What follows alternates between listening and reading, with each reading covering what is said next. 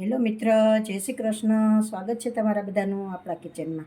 આજે આપણે બનાવશું ફરાળી સિંગદાણા બટેટાની છાશવાળી ખીચડી.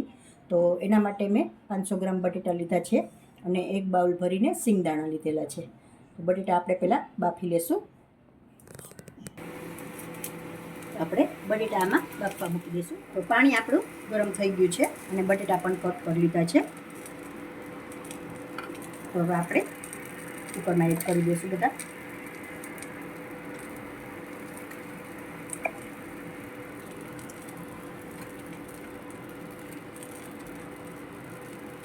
તો આપણે 4 વિસલ પાડી લેશું. આપણે બટેટા આપણા બફાય ત્યાં સુધીમાં આપણે સિંગદાણાને ક્રશ કરી લેશું મિક્સરમાં.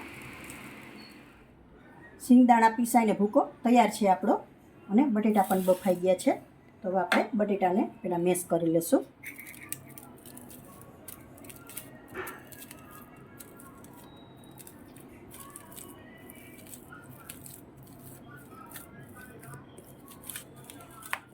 બટેટા આપણા સારી રીતે મેશ થઈ ગયા છે. હવે તેલ પણ મેં મૂકી દીધું છે વઘાર માટે. તો 2 ચમચા જેટલું તેલ લીધેલું છે મેં. તો તેલ આવી જાય એટલે આપણે વઘાર મારી લઈએ. તેલ આપણું સારી રીતે ગરમ થઈ ગયું છે. તો આપણે જીરું મૂકી દઈશું પહેલાં.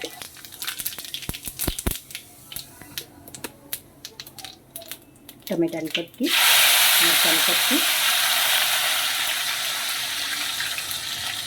લીમડો મૂકી દઈશું, આખું મરચું મૂકી દઈશું લીમડું.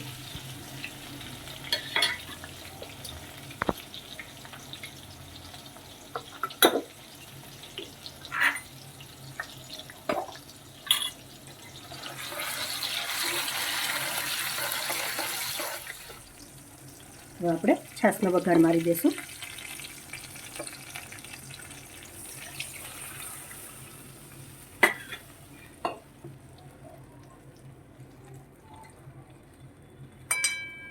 આપણે મસાલા કરી લઈશું. મરચું પાવડર 1 ચમચી, નિમક એડ કરી દઈશું 1 ચમચી,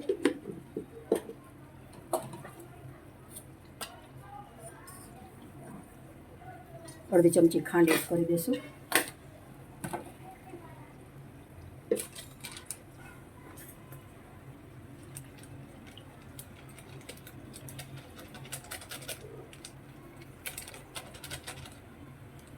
અડધી ચમચી ગરમ મસાલો.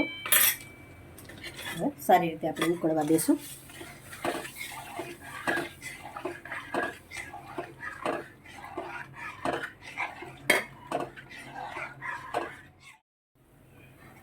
છાશ આપણી સારી રીતે ઉકળી ગઈ છે. હવે આ સિંગદાણાનો ભૂકો કરેલો છે એ આપણે એડ કરી દઈશું. 2 મિનિટ માટે ચડવા દઈશું આપણે સિંગદાણાના ભૂકાને.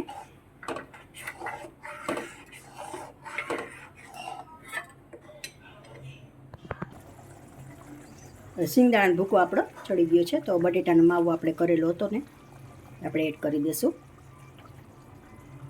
હવે સારી રીતે આપણે મિક્સ કરી લઈશું.